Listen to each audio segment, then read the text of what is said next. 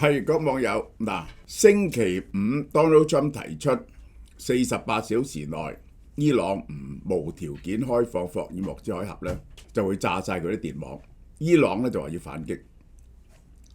咁琴日未曾開始之前咧，第一個消息咧就係將呢個期延後5日，然後咧放一連串嘅訊息出嚟。咁但係伊朗方面咧，對於呢啲好消息咧，完全否認喎。件事究竟點解呢？嗱，我用 critical thinking 啊，將呢件事分析俾大家聽。好啦，烈火青春嘅番外篇嚇，呢個係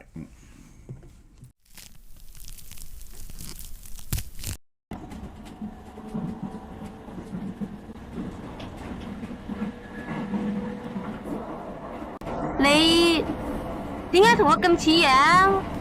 因為我係來自未來嘅你，冇可能，幾十年後嘅我點會幾乎一模一樣？我揀咗 Hankook Life 賢健逆齡配方，佢唔單止有 NMN， 仲結合咗白藜蘆醇同亞精胺，組成抗老鐵三角。配方入面有 TMG 同維他命 C， 每日2粒，真正嘅賢健逆齡。依家俏貓貓實體店或網店都全面發售。到最後7日嚇，呢個盤點清貨特價雙週，因為送嘅嘢咧係特別名貴嘅。呢個係我首先講送乜嘢先。每買一盒咧都送呢2樣嘢俾大家，係同時嘅。一個呢個男人好緊要啦，呢個就係呢個獵戶素啦，值180蚊啦。呢個活髮素咧嚇2盒值496蚊啦。呢2盒嘢加埋咧就600幾蚊。咁就個配方我唔再強調啦嚇。呢個叫鐵三角，延長你健康嘅鐵三角，等你唔衰老嘅鐵三角。NMN、白藜蘆醇、亞精胺都係有科學根據嘅。好啦，落完48小時呢個緊急通牒之後咧，最後通牒啦，然後咧就忽然間延5日，然後咧又話同伊朗進行良好嘅對話。呢個就係我哋睇下結果。琴日咧，道瓊起咗1.38%，納斯達克咧起咗1.38%。咁巧嘅呢個係呢個 Standard and Poor 1.15，費城半導體1.34。本來琴日喺亞洲時段咧係大跌嘅 ，future 咧大跌，結果幾點玩翻上嚟？好啦，今朝啦，台灣仲係跌少少，韓國升翻148.2%嚇，日經升翻1點幾個 percent 呢個就係恒生指數升翻553，2點幾個 percent。好啦，我哋睇佢呢個階段，第一個階段極度強硬嗱，呢個咧就係 Donald Trump， 即係你如果睇個 Art of the Deal 就知道。佢呢個咧係最後嘅極端施壓，極端施壓咧嚇到你咧，睇下你可以讓步到咩程度。如果你都唔讓步咧，就即係呢個你嘅底線啦。咁佢就要考慮係咪要同你魚死網破。第二階段咧就延緩5日，延緩5日嘅要點係點咧？你諗下好得意喎，我延緩咗5日。係咪星期五收咗市之後先至打？即係咁樣係打2日係咪？好啦，然後話雙方進行咗非常良好、有負成效嘅對話喺恐嚇之後咧，又建立咗個接觸嘅預期。首先拖咗件事先，嚇伊朗只可以嚇到咁。你一係真係炸佢，佢就真係反擊你。咁邊個驚先咧？邊個眨眼先咧？呢個就係。然後咧。佢就話緩和咗咯好啦，然後5日我好高興向大家宣布，美利堅合眾國同伊朗呢個國家喺過去2日，已就徹底全面解決我哋喺中東嘅敵對狀態，舉行咗非常良好而富有成效嘅對話。基於呢深入、詳盡而且有建設性嘅對話所產生嘅基調同氛圍。而且呢啲對話咧要傾多個禮拜，我已經指示戰爭部將打伊朗發電廠能源設施嘅所有打擊延後5日，希望磋商可以成功。呢個就係第三階段進一步雙方已經達成重大共識喎，甚至幾乎所有要點嘅共識，即係咧已經有咗個框架咯，係傾好咗咯，大致至多爭少少節添。第四階段，因為伊朗否認咗，佢話談判對象咧唔係伊朗嘅最高領袖，即係咧唔係伊朗體制入邊真正話事嗰人，而係某個最受尊重、具備實權嘅人物，顯示美方繞過權力中樞，揾到更有彈性嘅利益代言人。嗱，佢呢一個就即係話，佢唔係點解伊朗否認呢？佢唔係同最高領袖傾，唔係同最高領袖傾呢？最高領袖冇下命令呢？咁其中有啲譬如革命衛隊嗰啲咧就唔知啊，所以咧佢哋就否認。但係佢話佢同佢傾嗰個人咧係有實權嘅，係可以做出決定嘅。咁究竟係咩事咧？佢話俾 CNN 記者聽，除咗呢幾點喺 Truth Social 鋪出嚟嘅嘢之外咧，佢不停受記者訪問。呢個係佢同伊朗喺 CNN 記者聽達成15點共識，唔再發展核武。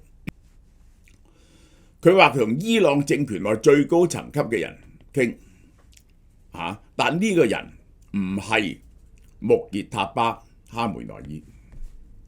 好啦 ，Bloomberg 提到而家最後咧個要求咧就要攞到嗰啲濃縮鈾。嗱，呢個真係我真係要講嘅有先見之明。我係咪7日前我講俾大家聽個關鍵最後就要攞到濃縮鈾，因為咧佢之前提出嘅要求，佢係咪可以研究核彈咧？已經炸到爛晒啦，嗰啲離心機。第二嗰啲火箭基地咧炸到8899，但你冇攞到佢啲離心鈾咧，佢嗰啲濃縮鈾咧，佢真係可以好快做到原子彈。所以攞唔到濃縮鈾，或者證明唔到濃縮鈾已經毀滅咗咧，係好難達成和解嘅。點樣攞到嗰時咧？佢話非常容易。如果我哋同佢達成協議咧，佢就派人去攞走佢。即係咧，伊朗話俾佢聽喺邊，咁佢咧就派特種部隊要紮埋防護衣嘅去攞走佢。佢話如果一切順利咧，霍爾木茲海峽好快就會開放。呢個好重要。希望睇到呢條重要航運咧，將會由我同阿亞托拉共同管制，不管阿拉圖拉是誰。呢個咧唔係同伊朗嘅領袖，呢個好重要嘅信息，好少人留意。同阿亞圖拉就係伊朗嘅精神領袖。呢一個同伊朗嘅精神領袖共同管，就即係話伊朗嘅神權政治唔需要取消，佢會承認呢個伊朗嘅神權政治。好啦，佢亦都淡化部分伊朗石油制裁嘅舉措。呢個又好重要。第一，佢釋放嘅信號，佢可以接受伊朗嘅神權政治。第二，提升供應，即係會放伊朗嘅石油，放鬆對伊朗嘅制裁，係佢提出嚟嘅條件。3個條件：濃縮鈾、神權政治維持、放鬆制裁，清唔清楚啊？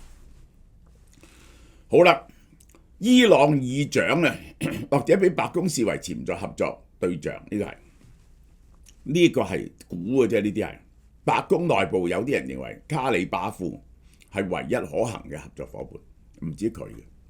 其實呢，伊朗總統係一個好可疑嘅對象，因為伊朗總統呢喺咁多暗殺入邊呢，美軍同以色列軍呢冇殺到呢個人。如果要殺佢呢，就好容易。第二就包括前任嘅總統魯哈尼啦，同前任嘅外交部長呢個就係係邊個呢？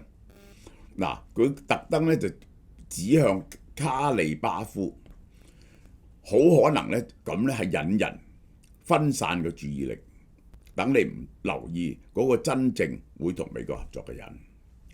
伊朗媒體談判係假消息，其實想暗殺議長，同美方對話嘅係卡利巴夫，呢個以色列話，但係伊朗媒體駁斥呢個假消息，話佢同美國談判呢係會為暗殺佢創造條件，即係咧引佢露啲行蹤，即係等佢放心，然後殺死佢，即係咁樣。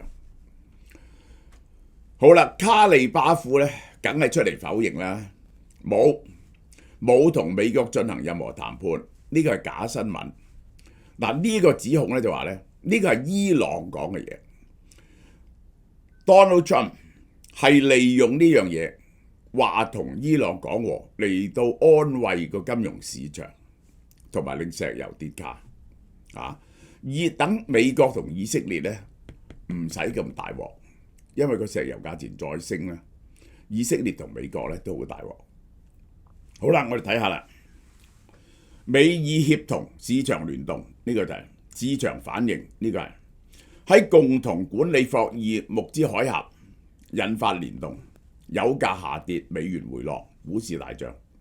基本上股市係相信 Donald Trump 講嘅嘢多過相信伊朗講嘅嘢，而以色列總理內塔尼亞胡表態，同 Donald Trump 傾緊點樣將軍事成果轉化為外交安排。以色列講嘅嘢係好清晰嘅，即係打到呢一點，係咪可以將佢穩定落嚟呢？當然啦，係要照以色列嘅條件。伊朗方面外交部同埋議長話冇談判，底層接觸雖然公開承認，但收到接觸嘅訊息，咦？呢個係經土耳其、埃及，土耳其、埃及喺度積極斡旋緊。嗱，Donald Trump 話呢個伊朗有打電話俾佢，咁邊個打電話俾佢？局勢撲朔迷離。好啦，其實你睇下呢幾步，我頭先講呢幾步啦，最後咧呢幾步咧，呢個係極端施壓，極端施壓咧就開始轉態，由開始轉態咧，呢個係轉態，呢個咧就講有個框架，呢個咧就講對象係邊個，而真正第階段5就講咗啲實際嘅條件出嚟，就係要濃縮鈾，唔係政權更迭。呢個係講3樣嘢，就係我頭先講嗰3樣，最後收縮係3樣嘢，佢一定會要攞到濃縮鈾，要伊朗應承呢樣嘢。第二就係唔會干預伊朗嘅政權，唔使佢民主化，神權政府唔使倒台，保證伊朗政權嘅安全。第三，霍爾木茲海峽你唔可以搞，雙方共同管理。呢3個條件，內塔尼亞胡同 Donald Trump 傾電話，發布影片，佢唔講和平談判係咪進行緊，佢話 Donald Trump 相信可以利用而家嘅軍事成果實現戰爭嘅目標，呢個就係講戰爭嘅目標係乜嘢啦？呢個係同時佢就不停喺度打黎巴嫩嘅真主黨啦，呢個唔使講，佢乘機想消滅晒真主黨啦。稍早時有以色列高官透露，伊朗同美國高層呢個禮拜將會喺巴基斯坦首都會晤，巴基斯坦出任中間人，協助德克蘭密使同 Donald Trump 嘅中東特使魏科夫同埋庫斯納傳遞消息。呢一個係外交圈傳出嚟嘅消息。有3種可能性，1、2、3，大家自己聽下。你將所有信息消化晒，有邊3種可能性？第一，市場操縱論，呢個就係伊朗講嘅，同埋好多人都相信嘅。Donald Trump 咧見到個油價起成咁咧就好急，咁於是咧佢就講大話，完全 Donald Trump 係 bullshit 喺度講大話。嚟到氹安撫市場，而等嗰個油價落翻嚟，爭取時間。市場短期反應劇烈，但係咧呢個咧幾日後就見㗎咯。如果冇實質後續行動咧，呢種策略咧你講多幾次人哋唔信喎。嗱，呢個有冇可能咧？有喎，有喎。Donald Trump 咧可以顧前唔顧後打死霸就喎，純粹係 bullshit， 同伊朗冇傾過，呃市場，等個油價唔好咁高，暫時緩解咗佢。第二個可能性係點咧？戰略希定論、希定論嗱，呢個幼稚嘅 Donald Trump 咧，你永遠唔知佢講同做係乜嘢喎？佢係咪調緊兵去呢個中東？係等你麻痹大意，然後等兩隊呢一個係海軍陸戰隊兩支艦隊，兩支呢個的黎波里號同埋另一個。然後加埋82空降師去到，準備好晒，然後先至打你咧，降低信心，為更大規模嘅軍事進攻爭取部署時間。但係呢一個咧就係呢一個，你話佢完全係咪完全冇理由咧？唔係完全冇理由㗎。但係咧，伊朗又唔會咁天真放低個戒備嘅。如果你話講和，伊朗明知冇講和，咁你就呃唔到伊朗嘅，你就呃到個市場嘅啫。呢個係第二個可能性。好啦，大家聽下第三個可能性，即係咧你對啲事件啊作出一個 hypothesis， 即係一個假説去解釋件事件嘅時候咧，你要能夠同你所知嘅事實咧係可以解釋得到。咁咧你就試下諗下呢樣嘢係咪真嘅？呢個第三個可能性。美伊之間確實存有某種形式嘅接觸，甚至出現初步嘅框架。呢個第一點。第二點，伊朗內部冇統一立場，因此公開場面必須否認。有兩個可能性。第一，未曾講成之前，伊朗一定唔會承認，因為咧，如果佢一承認同美國講和咧，內部嗰啲人啊，個心就散咗㗎咯，佢凝聚唔到啲人。呢個其一。第二，伊朗內部有英甲兩派，無論即係假如出嚟傾嘅係鴿派嘅話咧，佢唔可以俾鷹派知道，同埋咧鷹派一定出嚟搞局。嗱，呢個就點解可以解釋到呢兩種可能性都解釋到伊朗點解會否認。因為妥協派點解出嚟傾呢？持續衝突可能個政權滅亡喎，再打落去，日日炸死你啲人，日日炸死5-6個嘅。而家嗰啲伊朗高官呢，出嚟咧開記者招待會，要戴晒太陽眼鏡，戴埋口罩啊？點解啊？實在太犀利啦！美國同以色列嗰個情報，即係嗰個衛星監察啊！只要知道你係邊個，佢亦睇你個樣，佢知道你邊個，佢立即揾到你嘅行蹤，就知道你而家喺邊度，幾分鐘就炸死你㗎。所以唔能夠知道你係邊一個，係去到咁危險嘅。呢個係喂，根本嗰個讓步係唔重要嘅，因為點解呢？你已經俾人哋打爛晒所有嘅核措施啦，你根本都做唔到核武器，你啲導彈都俾人打到溶溶爛爛啦。咁呢個妥協呢，就唔係好重要嘅咯。喂，重要係保住我哋呢班人呢個政權同埋我哋嘅特權喎。而且我讓呢個步呢 Donald Trump 應承唔會推翻呢個神權政府。此其一。第二，可以換取制裁鬆綁，令到個經濟有條生路。點解要講和？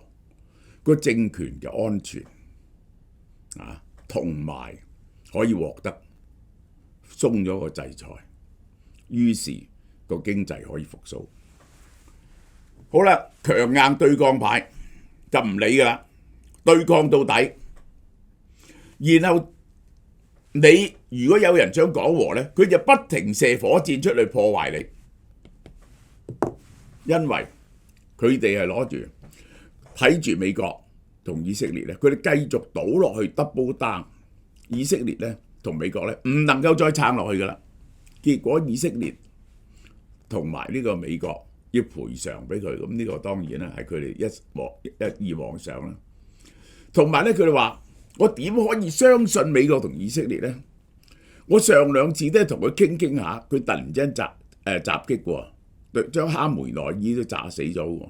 嗱，強硬派要講呢樣嘢嘅，我唔可以同一個談判緊，然後突然間襲擊我嘅人咧講和，因為你冇信用喎。好啦，好多人都質疑美國以色列點會接受咁嘅條件？呢個第一。第二，伊朗點解肯相信呢個美國同以色列唔會再襲擊佢？呢個好緊要，即係呢，美國唔再打呢個伊朗，伊朗係唔再發展呢個核武同埋呢個長程導彈，係有 limit 嘅。第三，唔可以再去支援呢一個哈馬斯呢個真主黨同埋胡塞組織。美國點解會信佢呢？第二，美國話唔打你同放風制裁，伊朗點解會信美國呢？美國會唔會反口？到時唔襲擊霍爾木茲海峽啲油運翻出去啦，美國又嚟炸過你啦！第日嗱，我解釋成套嘢俾大家聽。體制內重組，強調對口唔係最高領袖，即係點啊？呢一個呢係整個可以理解嘅，係因為外部壓力太犀利，嗰個伊朗嘅政權啊喺度重組緊，有一班人係覺得佢可以控制到局勢。如果我同美國達成咗 agreement， 安全有保障啦，佢有能力控制個政權。呢個咧係帶有半政變嘅性質嘅。結果個伊朗政府咧繼續維持一個神權政府，但係就唔係一個反美嘅政府。咁就要將反美反意嘅人咧就剪除晒，可以佢哋自己喐手，到時拉咗嗰啲強硬反美嘅人，或者更加陰毒，佢哋一定知道係邊個反美噶嘛，反以色列噶嘛，佢又知道佢喺邊度噶嘛，係通知美國以色列將強硬派嘅人咧消除咗幾個最大鑊嘅。好啦，嗱，我哋睇下美國嘅考慮。以色列同埋美國最重要嘅就係美國嘅核威懾伊朗嘅核威懾能力、導彈載建能力已經被打到冇咁滯，攞埋嗰啲濃縮鈾10零20年，伊朗都發展唔到噶啦。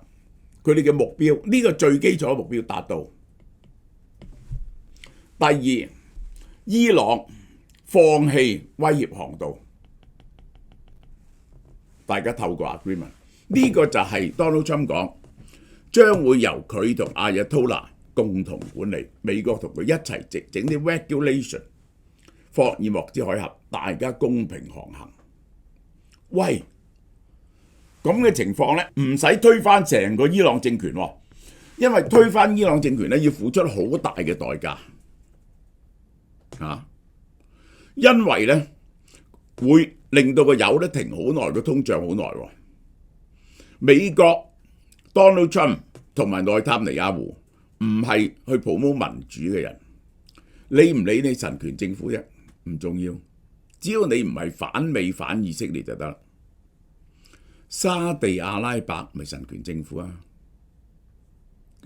你喺國內搞乜嘢，我哋唔理你。所以我唔係要推翻你個制度，因為推翻你個制度咧，你會誓死反抗。我係控制到你啲行為就得啦。於是你個政府有個行為改變，透過半政變改變咗個行為。美國同以色列可以接受。咁有人話：喂，佢唔守信用係點啊？唔守信用，喂，第一嗰、個農你又練農畜友，喂，嗰、個係會聯合國原子能公署入去監督，係將你個國家守到靜晒，用輻射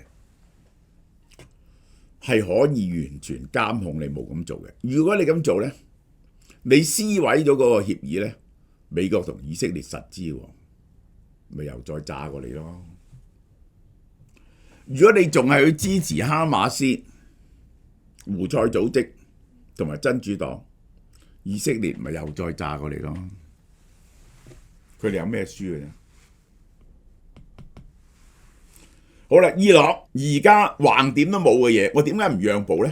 我橫掂都做唔到核彈呢一個火箭嘅啦嘛，我不過把口認輸啊，實際呢樣能力已經俾你打殘咗嘅啦嘛。起碼我哋唔會俾你殺死喎，係維持到現有政權喎，大部分人繼續享有佢嘅特權同埋權力喎。咁啲人話美國到時又炸你點啊？如果美國反口又炸你點啊？嗱，首先第一，美國冇必要炸你。如果你係一個唔係反美反以色列嘅政權，又冇呢一個製造核彈嘅能力，又冇製造火箭能力，美國同以色列點解要炸你？你解釋俾我聽下。你估佢哋嗰啲火藥平咩？係咪呢個？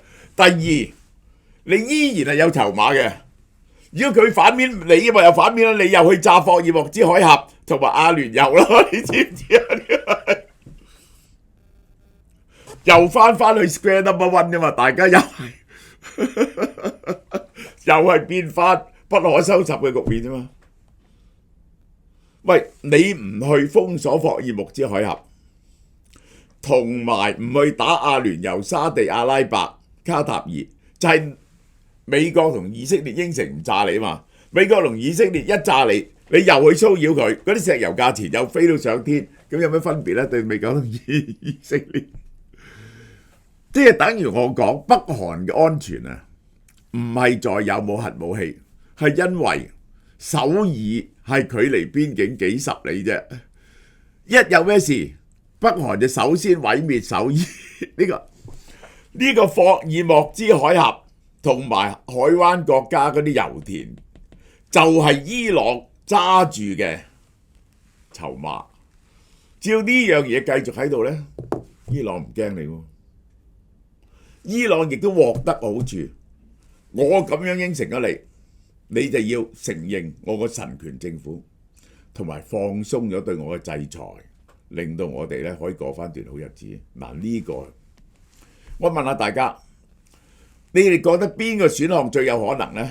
純粹出口術操縱油價股市，採取拖延戰術為大舉進攻做準備，其實係喺度同伊朗內部進行緊博弈。伊朗內部會加以整合，傾唔完呢係唔能夠公佈，所以出現嘅矛盾嘅現象。大家有冇發覺咧？年紀大咗，血壓就算係未超標都好咧，都開始窄界啊！然後行兩步咧，哇就喘晒氣冇力。其實心臟咧每日要跳大概10萬次嘅，就好似個電池咁樣啦。我哋要保養同埋充電嘅。嗱，我就推薦呢一隻韓國 Hancock Life 嘅 Q10， 佢裏邊咧有5合1嘅強效配方，專係為銀髮一族咧嚟設計嘅。嗱，每日咧就食2粒就得噶啦，食2粒咧就有100mg 嘅黃金份量嘅 Q10， 唔單止可以抗氧化啦，同時咧可以改善你嘅高血壓，佢仲會幫你咧嗰啲細胞粒線體入邊產生能量，咁會點咧？就係令到你精神旺盛啦，同埋好快速咁樣可以恢復運動嘅疲勞啦。而佢最正嘅地方咧就係加咗9個 mg 嘅鋅，咁啊針對銀髮族最弱嘅免疫力同埋細胞健康做防護。咁同埋咧裏邊有維他命 B1 啦、B2 啦同埋 C， 幫助身體嘅新陳代謝同埋充電。食咗佢咧，心臟會有翻啲力啦，然後血壓咧就靚仔翻晒，咁人就會精靈好多啦。全線嘅俏貓貓實體店同埋網店都有售噶。嗱，最後7日啦嚇，哇，多人買到不得了，483蚊。有240粒，你自己上網 search 下 Q10 酶，你就知道佢嘅功能，唔係我哋講嘅，係有無數嘅科學證明嘅呢樣嘢，亦都無數人食過，話個體力大幅度改善嘅，呢個就係483蚊，可以食4個月或者8個月。仲有呢個生益生菌免疫配方，超級特價88蚊，呢個就係人人都話眼係靈魂之窗，但係你有冇發現你嘅窗係會越嚟越朦咧？光澀，甚至夜晚睇嘢朦朦地，你以為你老咗？其實唔係，係你對眼 OT 太耐，但你從來冇俾 OT 錢佢。ForBio 呢隻護眼素就係我俾雙眼嘅 OT 錢，黃金比例5:1嘅葉黃素加玉米黃素，對你雙眼飲飽水，擋住啲藍光傷害，保護眼睛黃斑部分，延緩視力退化。每日1粒，好簡單啫。做女人眼神要有氣，但唔可以有紅筋，眼明心亮先至係對生活最有型嘅態度。於俏貓貓實體鋪網上及莎莎全線發售。